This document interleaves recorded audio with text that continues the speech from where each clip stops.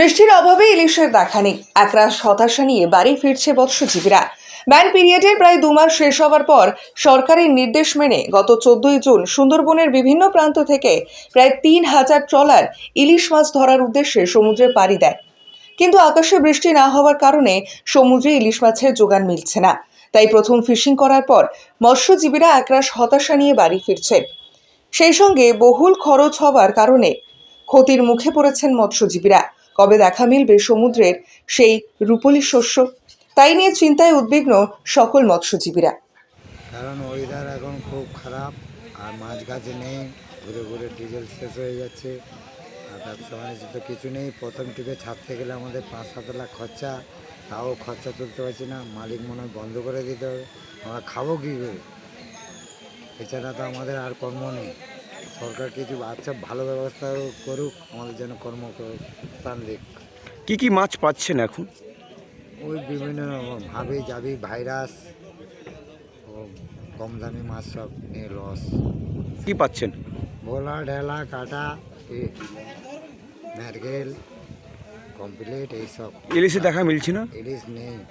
কেন মিলছে না? কারণ এই বৃষ্টি প্রচুর এলে ইলিশ মাছ দেখা যায়, এখন বৃষ্টি নেই আকাশে। আপনার নাম? আমার নাম অশোক কুমার দে। কি বলবেন? আমরা এই সাগরে গেছিলাম, 7-8 দিন ধরে ফিশিং করেছি।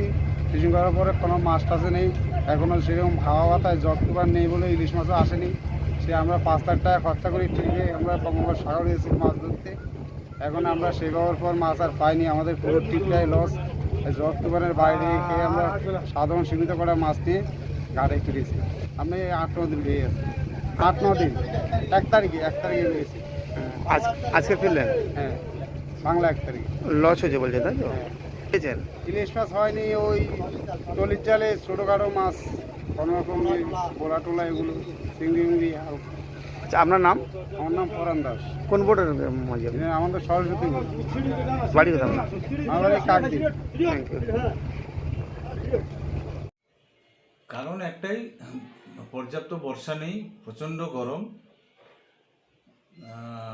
সেরকম অবস্থাতেও তবু যেহেতু প্রথম সিজন, 2 মাস বন্ধ ছিল আমাদের ট্রলারগুলো, তো সমুদ্রে মানে একটা মাছ থাকে, প্রথম টিপেই গেলে একটা ভালো মাছ পাওয়া যায়। সেই আশা নিয়ে আমাদের প্রায় মাত্র 50% ট্রলার, প্রায় 2,500 থেকে 3,000 ট্রলার সমুদ্রের মাছ ধরতে গিয়েছিল। তো গিয়ে 2-3 দিন পরে ট্রলারগুলো সব ফিরে চলে এসেছে। তার কারণ হচ্ছে উত্তাল সমুদ্র। যদিও কোনো রকম আমাদের নিষেধাজ্ঞা নেই, উত্তাল সমুদ্র, সেখানে হচ্ছে ফিশিং করতেও পারছে না, আর সমুদ্রে কোনো মাছই নেই। যার জন্য হচ্ছে তারা তো আর লস করে সমুদ্রে আর ট্রলার মানে জাল বাইচ করতে পারে না, তাদের প্রচুর টাকা খরচ হয়। তো ওই জন্য সমস্ত ট্রলারগুলো সব উপকূলে চলে এসছে। বলতে গেলে প্রথম টিপে তাদের যা খরচ হয়েছিল, সেই খরচের টাকা তুলতে পারেনি, প্রচুর টাকা আবার দেনা হয়ে গেছে। তো এমনিতেই তো বছরের পর বছর দেনাগ্রস্ত, তারপরে যদি এরকম মাছ না থাকে এবং আরও যদি 2-1টি যদি এরকম চলতে থাকে, মাছ না পায়, তাহলে কিন্তু এই ট্রলারগুলো একবার চিরতরে বন্ধ হবে। কিছু ট্রলারে মাছ পেয়েছে যেগুলো আমরা ট্রলি বলি, সেই ট্রলিগুলো যারা ট্রলনেট করে সেখানে কিছু পমপ্লেট বা অন্যান্য কিছু মাছ পেয়েছে। সেগুলো কিছু ট্রলি সেগুলো তারা হচ্ছে খরচটাকে তুলে এনেছে, তাদের যে হ্যাবক কিছু হয়েছে তা না। কিন্তু ইলিশের দেখা একদম নেই। যে 2-4টে ইলিশ উঠছে সেগুলো নগণ্য। একটা ট্রলারে যদি 10 পিস, 5 পিস, 15 পিস ইলিশ ওঠে, সেটা তো বলতে গেলে ধরতির মধ্যে পড়ে না। এই সময় তো হওয়া উচিত ছিল 20 মন, 30 মন, 40 মন করে মাছ হওয়া উচিত ছিল। সেই তুলনায় ইলিশ নেই? না, সে তুলনায় একদম ইলিশ নেই। তো এরকম যদি চলতে থাকে, কিন্তু 2-3 টিপ যদি চলতে থাকে, এই ট্রলারগুলোই চিরতরে বন্ধ হয়ে যাবে। আপনার নাম? বিজন মাইতি, সম্পাদক, কাকদ্বীপ ফিশারম্যান ওয়েলফেয়ার অ্যাসোসিয়েশন।